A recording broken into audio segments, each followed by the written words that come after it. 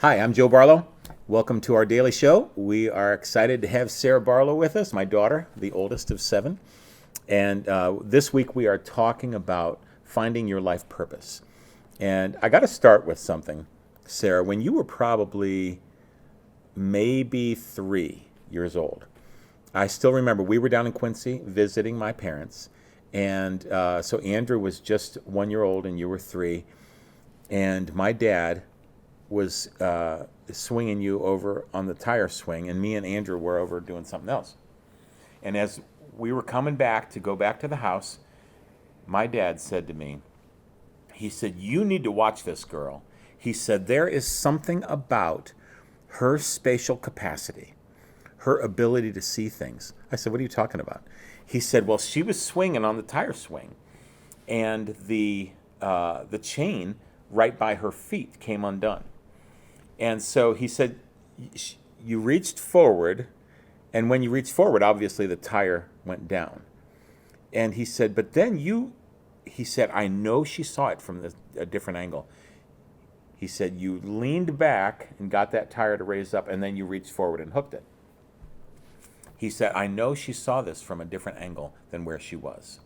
And her visual capacity," he said, "there's something coming in her life." He said, "You watch this girl. There's something coming in her life that has to do with her ability to see." I love that. Isn't that awesome? It's so sweet. So finding your life purpose. Yeah. Well, I Take mean, off. I think. Well, I think what we were talking a little bit about yesterday was just, for me, really discovering and getting to the point where I'm at now. But it really did take this honing in a little bit on, all these different areas that I was wanting to do. But the biggest thing is I don't see that, and I didn't see it, and I still don't see that as me giving up on those areas, because I think God still, he drives you by your desires and all the different stuff. And I think he puts certain things in you and giftings in you and all the different stuff for a certain time and season and all of that, And so it's one of those things that, I really did, even when you gave that example yesterday, that story where you were like, hey, what about, photography? And it wasn't overnight that I was just like, I'm done with architecture, I'm going to just do photography. I was still do have such a passion for architecture, but it was just slowly but surely I started opening my heart more to the idea of that. And that's immediately when every single door started opening. And I was still a junior in high school at that time, and there was just different little shoots that would happen here and there, and then Aja, who was my school teacher at the time, who was homeschooling all of us, she ended up getting married, and it was your first wedding to officiate and my first wedding to shoot.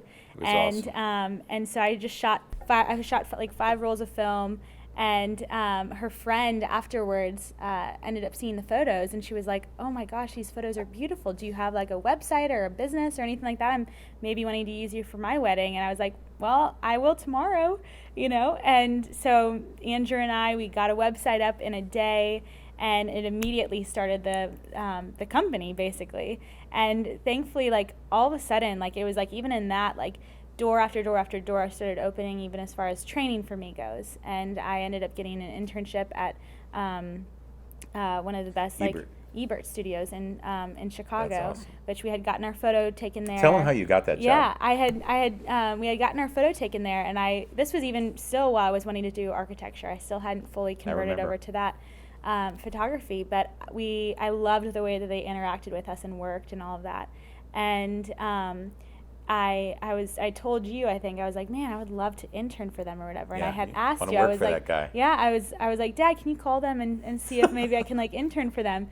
And you were like, no, I'm not going to call them. You can call them if you want. It'll be the difference between you, being basically a, making $80,000 a year. Yeah, making. I said, 20 years from now, this will make a difference by about $80,000 in your annual income. Yeah.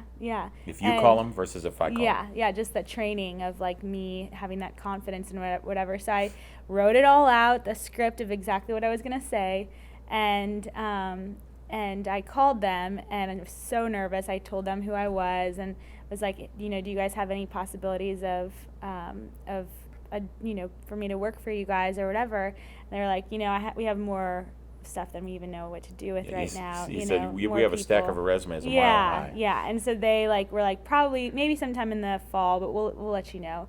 And that's one of those things that's like, they're not going to call you back, you know. And so they didn't call me back, and then I was like, you said you told them.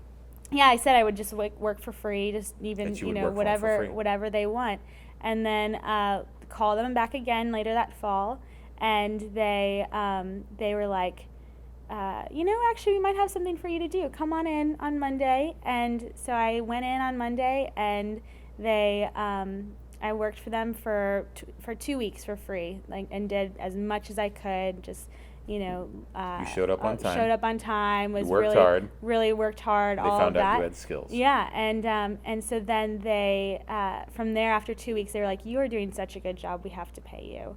Yeah. And so I learned basically everything that I really needed to know, the foundation of photography, how to run a company, how to carry myself at a shoot, how to light, how to do Photoshop, all those different areas. I got paid to learn how to do. And you were how old? I was 16 or 17. So I think I was 17 at that time. Yeah. So I basically, what people go to college for, school or anything like that. So you beat out people who had got their degrees in photography. Yeah, to go work because there. You said you'll show up and you will do it for free. Yeah. Now you learned that from our pastor, Bill Winston. Yeah. And he had told you that story that he would always tell, and about the guy that went and worked someplace for free. Yeah. But putting yourself out there, yep. You were willing to take the steps of what you heard, what you had learned. Mm-hmm. There's something I want to talk about tomorrow, and it's the words divergent and convergent. Okay? So because you talked about this a couple times, I want to just share this. We'll talk a little tomorrow. But when you diverge, you're opening up your possibilities. And so when you're opening up your possibilities, you're really dreaming a lot. But then there comes a place where you have to converge, yep. and you have to begin to focus and choose one of those things. Now that means you have to leave some of those other pieces behind. Yeah. Can we pick up on that tomorrow? Mm-hmm. You got some things to share on that? Yeah. Awesome. Yeah. Listen, we'll be back tomorrow. Join us. I hope you're enjoying this. I am enjoying it. God bless you. We'll see you then.